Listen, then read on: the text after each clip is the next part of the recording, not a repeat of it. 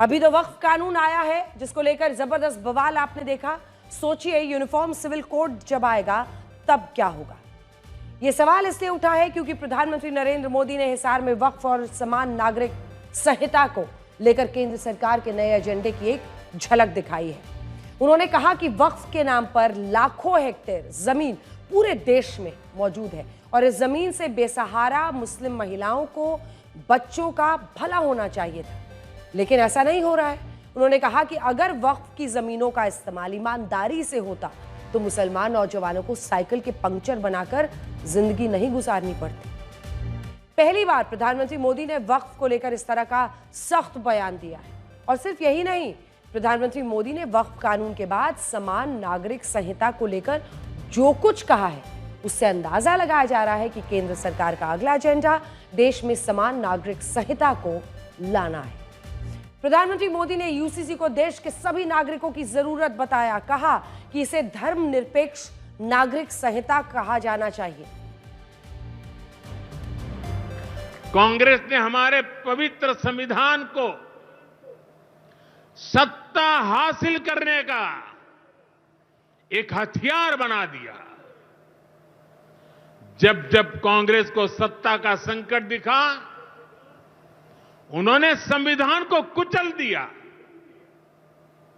कांग्रेस ने आपातकाल में संविधान की स्पिरिट को कुचला ताकि जैसे तैसे सत्ता बनी रहे। संविधान की भावना है कि सबके लिए एक जैसी नागरिक संहिता हो, जिसे मैं कहता हूं सेक्युलर सिविल कोड। लेकिन कांग्रेस ने इसे कभी लागू नहीं किया। उत्तराखंड में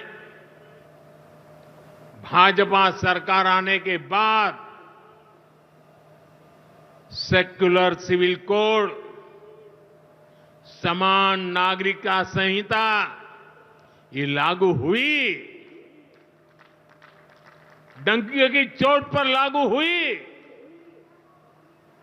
और देश का दुर्भाग्य देखिए,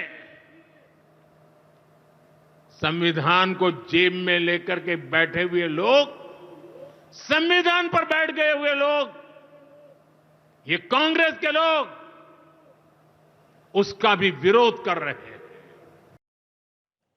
जनसंघ के समय से ही बीजेपी के मुख्य एजेंडे में समान नागरिक संहिता लाना शामिल रहा है और बीजेपी ने वर्ष 2024 के मैनिफेस्टो में भी इसे शामिल किया था। अब ऐसा लग रहा है कि केंद्र सरकार अपने एजेंडे को धरातल पर लाने की तैयारी करती हुई दिखाई दे रही है। यूनिफॉर्म सिविल कोड यानी समान नागरिक संहिता ऐसा कानून होगा जिसे सभी धर्मों और वर्गों के लोगों को मानना ही होगा। शादी, तलाक, गोद लेने की प्रक्रिया, वसीयत जैसे मामले, सबसे जुड़े जो नियम है सबके लिए पूरे देश में एक ही नियम होगा। अभी तक केवल 2 राज्य हैं, गोवा और उत्तराखंड, जिन्होंने यूसीसी को लागू किया है। अब आज यूसीसी के मुद्दे पर फिर से एक नई बहस शुरू हुई है। तब आपको यह भी पता होना चाहिए कि भारत के संविधान की रचना करने वाले डॉक्टर भीमराव अंबेडकर इस पर क्या सोचते थे, उनकी राय इस पर आखिर क्या थी। आज डॉक्टर अंबेडकर की 134वीं जयंती है और उनके विचारों पर बात करने के लिए इससे अच्छा दिन कोई नहीं हो सकता है। और इसीलिए आज उनकी चर्चा, क्योंकि 1947 की आजादी के बाद जब भारत का संविधान बनाने के लिए मंथन हो रहा था, तब संविधान सभा की बहस में डॉक्टर अंबेडकर ने एक देश एक कानून का समर्थन किया था। डॉक्टर अंबेडकर ने अपने भाषण में कहा था कि अगर भारत में अलग अलग धर्मों के पर्सनल लॉज होंगे तो इससे सरकार सामाजिक सुधारों में कभी कामयाब नहीं होगी। उनका यह भी कहना था कि धर्म को इतना महत्व क्यों मिलना चाहिए कि वो लोगों के पूरे जीवन को प्रभावित करे और सरकार को समाज में बराबरी लाने से रोके। डॉक्टर अंबेडकर की इसी सोच के कारण सिविल मामलों में हिंदुओं के लिए एक समान जो कानून है उसकी व्यवस्था लागू हुई। लेकिन वोटों की राजनीति के कारण अल्पसंख्यक मुसलमानों और क्रिश्चियंस के पर्सनल लॉज में सुधार ही नहीं हुए। डॉक्टर अंबेडकर क्या चाहते थे, आपको ये बताते हैं। डॉक्टर अंबेडकर चाहते थे कि भारत में जिस तरह अपराध के मामलों के लिए सभी धर्मों के लोगों को एक समान सजा मिलती है, उसी तरह से संपत्ति हो, शादी, तलाक, ऐसे जो सिविल मामले हैं, उन मामलों में भी देश के सभी धर्मों के लोगों के लिए एक समान कानून होना चाहिए। ये उनकी विचारधारा थी और उनके अनेकों ऐसे भाषण हैं जिसमें उन्होंने खुलकर इसकी वकालत की है। इसके लिए डॉक्टर अंबेडकर ने संविधान के अनुच्छेद 44 में ये लिखा कि अगर सरकारें चाहें तो वो पर्सनल लॉज को खत्म करके समान नागरिक संहिता बना सकती हैं। लेकिन आज हमारे देश की राजनीति ऐसी है कि जो पार्टियां और नेता डॉक्टर अंबेडकर के नाम पर वोट मांगते हैं, वो यूसीसी के मुद्दे पर यह कहने की हिम्मत नहीं दिखाते कि वो इस पर डॉक्टर अंबेडकर के विचारों का समर्थन करते हैं। और यहां बात सिर्फ यूसीसी की नहीं है।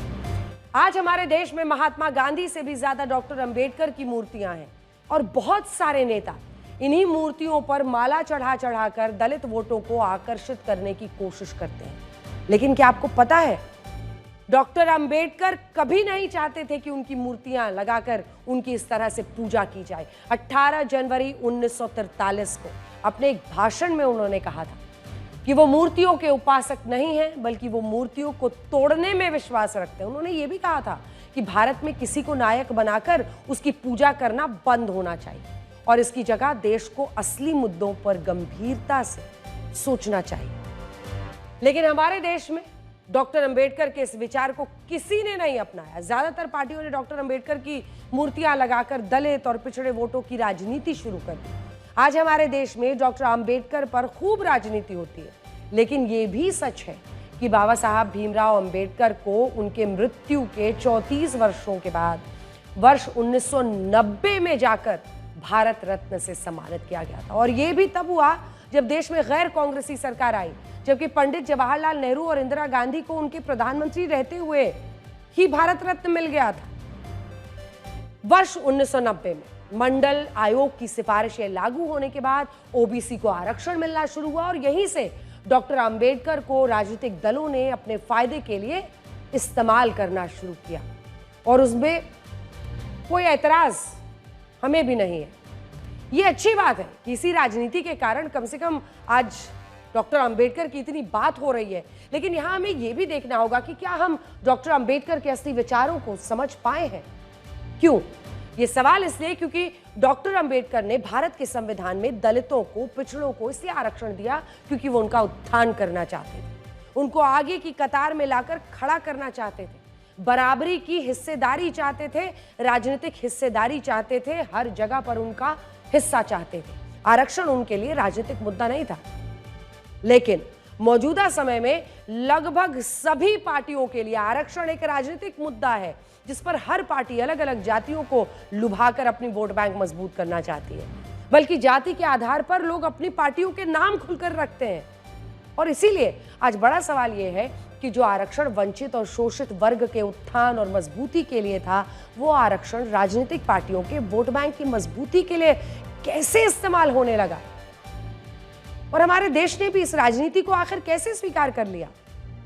1932 में जब दलितों को 2 वोट का अधिकार मिला, तब महात्मा गांधी ने इसके खिलाफ हड़ताल की थी और उनका कहना था कि अगर ऐसा हुआ तो हिंदू बट जाएंगे और एक ही समाज में दलित हिंदुओं से अलग हो जाएंगे।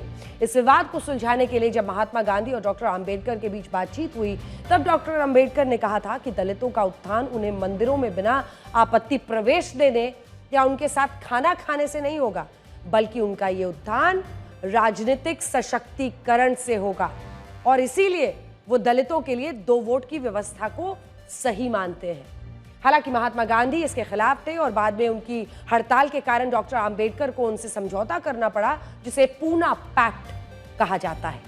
हमारे देश में एक और बहुत बड़ा मुद्दा है अभिव्यक्ति की आजादी के नाम पर होने वाले विरोध प्रदर्शनों का, और मुर्शिदाबाद में भी यही हुआ है। लेकिन क्या आपको पता है, डॉक्टर अंबेडकर ने कहा था कि आजादी के बाद भी अगर लोग सड़कों को घेरकर विरोध प्रदर्शन, हड़ताल, सत्याग्रह करते हैं तो इससे लोकतंत्र का कोई महत्व नहीं रहेगा। और लोगों को यह समझना होगा कि अब भारत में अंग्रेजों की सरकार नहीं है और अगर उन्हें किसी चीज से आपत्ति है उसका समाधान लोकतंत्र में बातचीत से निकलना चाहिए, ना कि विरोध प्रदर्शन से, जिसकी वजह से लोगों को दिक्कत हो। लेकिन आज हमारे देश में बात बात पर विरोध प्रदर्शन की परंपरा है।